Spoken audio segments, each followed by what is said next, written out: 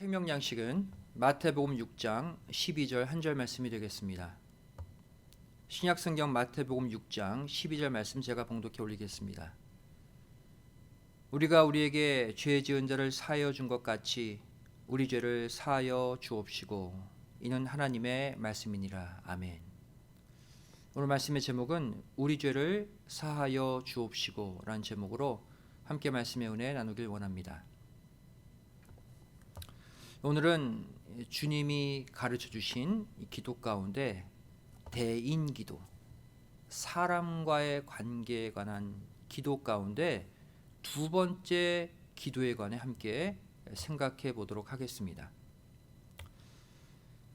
대인기도 가운데 첫 번째 기도가 우리 모두에게 필요한 영육간 양식을 위한 기도였다면 이 두 번째 기도는 서로 간에 짓는 죄 용서에 대한 기도입니다.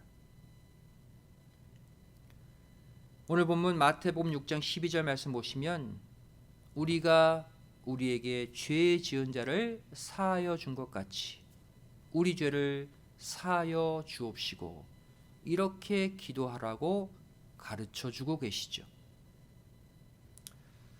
이것을 누가복음의 주기도문으로 보면 누가복음 11장 4절에 우리가 우리에게 죄 지은 모든 사람을 용서하오니 우리 죄도 사하여 주옵시고 이렇게 기록되어 있습니다. 우리는 예수 그리스도의 십자가 대속의 죽음을 믿음으로 이미 죄사함을 받았죠. 그런데 예수님은 우리의 죄를 사해달라고 또 기도하라고 말씀하고 계시는 것입니다.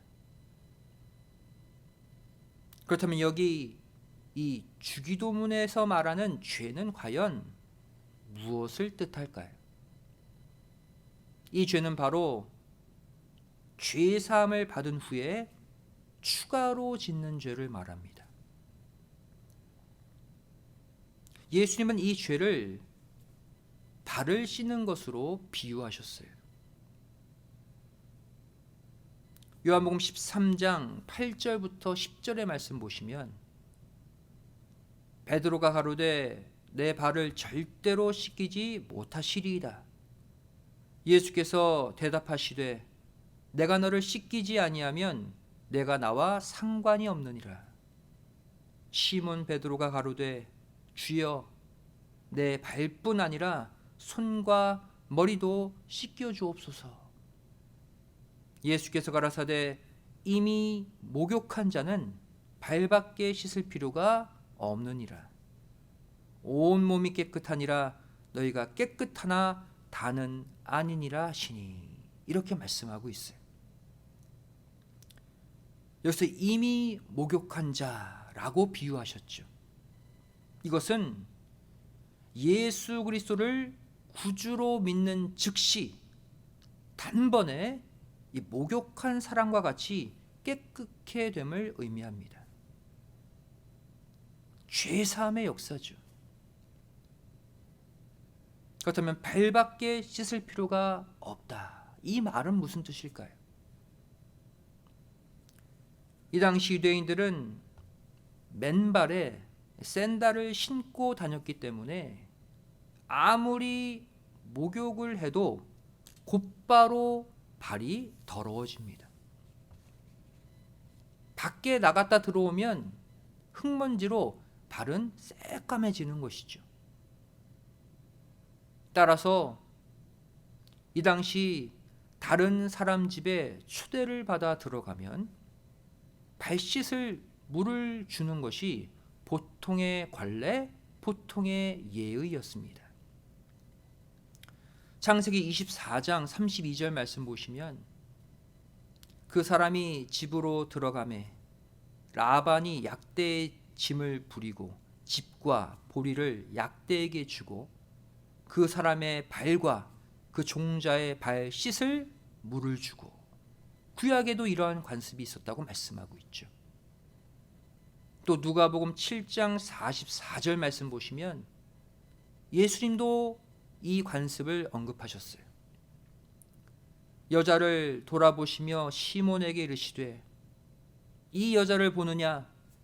내가 내 집에 들어오매 너는 내게 발 씻을 물도 주지 아니하였으되 이 여자는 눈물로 내 발을 적시고 그 머리털로 씻었으며 말씀하고 있어요. 집에 초대했으면 발 씻을 물을 주는 게 정상인데 너는 주지 않았다. 너는 나를 무시했다라고 말씀하고 있죠. 다시 말해 이 목욕한 자는 발밖에 씻을 필요가 없다는 이 말씀은 예수님을 구주로 고백하고 죄사함의 목욕을 받은 사람은 날마다 추가로 짓는 죄악의 발만 씻으면 된다는 말씀입니다. 그리고 이것은 우리의 회개의 기도로 이루어지죠. 이렇게 큰 은혜를 받았음에도 불구하고 이 죄악의 발을 씻지도 못하는 사람들이 너무나도 많이 있어요. 우리는 보통 회개할 때 어떻게 합니까? 내가 죄로 인식되고 죄로 여겨지는 것들만 회개합니다. 그렇다면 내가 죄로 인식하지 못하는 죄악들은 어떻게 될까요? 당연히 회개하지 못한 채 내 속에 남겨져서 마지막 심판을 받는 근거가 된다는 것입니다. 이때 예수님은 우리가 어떻게 하기를 원하십니까? 다른 사람이 나에게 지은 죄를 용서함으로써 내가 미처 회개치 못한 그 죄까지도 하나님이 다 용서하실 수 있는 근거를 만들라는 것입니다. 그래서 가르쳐 주신 기도가 바로 우리가 우리에게 죄 지은 자를 사하여 준 것 같이 우리 죄를 사하여 주옵시고 라는 것이죠. 그런데 헬라어 원어를 보면 이 죄 용서의 또 다른 원리를 발견할 수 있습니다. 마태복음 6장 이 주기도문에 나오는 죄의 원어는 무엇입니까? 우리에게 죄 지은 자 그랬죠. 이 죄 지은 자가 헬라어로 오페일레테스예요. 오페일레테스. 그 뜻은 빚진 자입니다.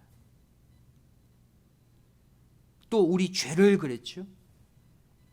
헬라어 오페일레마. 빚, 채무라는 뜻이에요.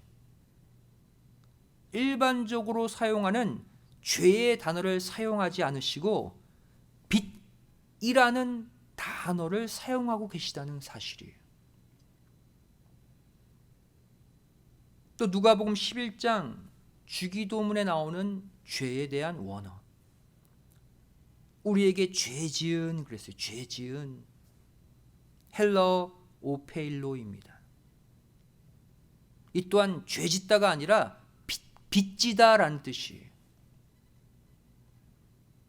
또 우리 죄도 그랬죠. 이 죄는 헬라어 하마르티아. 그야말로 죄, 잘못을 가리키는 단어예요. 여기에서만 일반적으로 죄를 뜻하는 단어를 사용했습니다. 그 외에는 다 빚이라는 단어를 사용하고 있어요. 다시 말해 우리가 용서해야 할 다른 사람의 죄, 또 우리가 하나님께로부터 용서받아야 될 그 죄의 실체는 다름 아닌 빚, 채무라는 거예요. 성도 여러분, 이 빚이 무엇입니까? 빚은 누군가로부터 받은 도움이나 은혜를 갚기 위해 마땅히 해야 할 의무, 부담을 가리키는 단어입니다. 반드시 갚아야 하는 것이 빚이죠. 마음의 빚이든 물질의 빚이든 우리는 날마다 서로에게 빚을 지고 살아가고 있습니다. 그렇다면 우리가 하나님께로부터 진 빚은 무엇일까요? 바로 독생자 예수님을 이 땅에 보내셔서 우리의 죄를 대신 걸머지고 십자가에 달려 죽게 하신 대속의 빚입니다. 이 빚을 갚지 못하는 것이 바로 하나님께 짓는 죄라고 주기도문은 우리에게 말씀해 주고 있는 거예요. 이 빚을 우리가 갚을 수 있습니까? 이 빚은 우리가 절대로 갚을 수 없는 빚이죠. 그렇다면 예수님은 왜 우리에게 기도를 가르쳐 주시면서 죄사함의 은혜, 그 죄사함의 사랑을 우리가 갚아야 할 빚으로, 또 그것을 갚지 못하는 우리를 죄 지은 자로 표현하고 있을까요?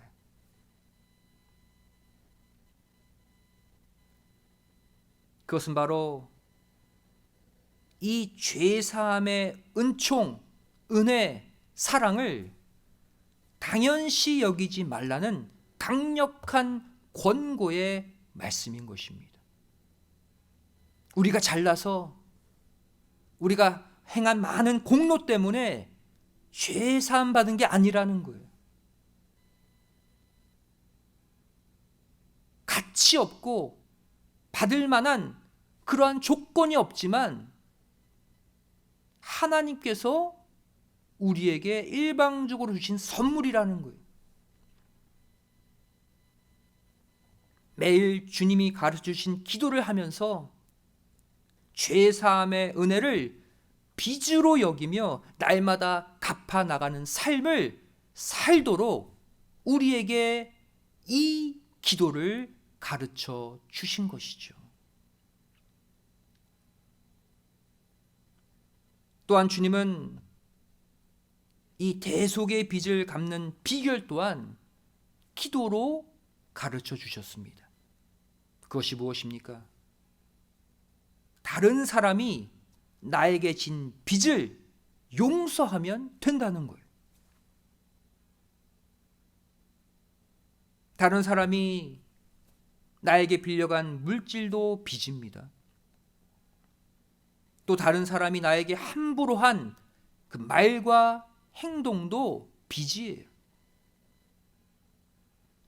이 모든 빚을 용서해주고 탕감해줄 때 내가 갚을 수 없는 대속의 빚을 하나님이 모두 용서하시고 탕감해 주신다는 거예요. 바로 마태복음 18장 1만 달란트 빚진 자의 비유가 이것을 보여주고 있죠.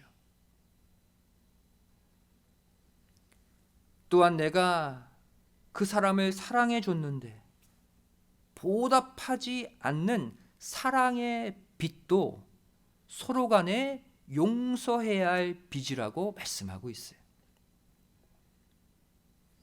로마서 13장 8절 말씀 보시면 피차 사랑의 빚 외에는 아무에게든지 아무 빚도 지지 말라. 남을 사랑하는 자는 율법을 다 이루었느니라. 내가 다른 사람에게 사랑과 은혜를 무한정 베풀어 줬어. 그냥 그 사람이 아무것도 나에게 해준 거 없어도 계속 베풀고 사랑해주고 계속 도와줬어. 근데 그 사람이 반응을 보이지 않는 거예요. 감사하다고 한마디 하지 않아요. 오히려 그러한 나를 홀대합니다. 그 순간 그 사람은 나에게 사랑의 빚을 진 거예요. 이렇게 타인에게 사랑의 빚을 많이 지게 해놓고 반응 없는 그 사람, 감사하지 않는 그 사람을 용서하라는 거예요. 그러면 하나님이 내 죄를 그 순간 다 용서해 주신다는 원리를 이 주님이 가르쳐 주신 기도를 통해 보여주고 계시는 거예요. 베드로전서 4장 8절 말씀 보시면 무엇보다도 열심으로 서로 사랑할지니 사랑은 허다한 죄를 덮느니라 말씀하고 있죠. 이처럼 내가 남을 많이 사랑하면 할수록 그 사람이 나를 계속 홀대하고 미워한다 할지라도 더 사랑하고 더 은혜를 베풀수록 내 수많은 죄가 다 덮여지게 된다는 사실을 믿으시기 바랍니다. 이것이 바로 주기도문의 죄 용서의 원리예요. 사도 바울도 스스로를 빚진 자라고 고백했어요. 로마서 1장 14절 15절 말씀 보시면 헬라인이나 야만이나 지혜 있는 자나 어리석은 자에게 다 내가 빚진 자라. 그러므로 나는 할 수 있는 대로 로마에 있는 너희에게도 복음 전하기를 원하노라 말씀하고 있죠.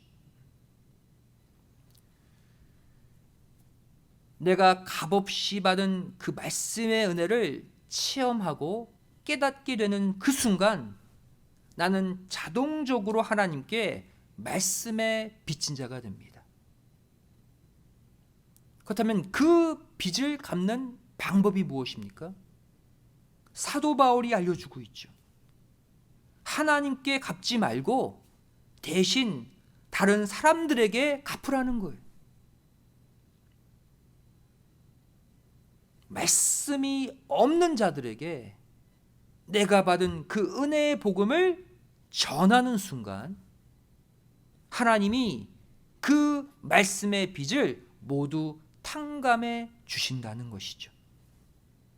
사도 바울은 이 원리를 깨닫고 자나깨나 이 복음의 빚을 갚기 위해 더 많이 복음을 전한 것입니다.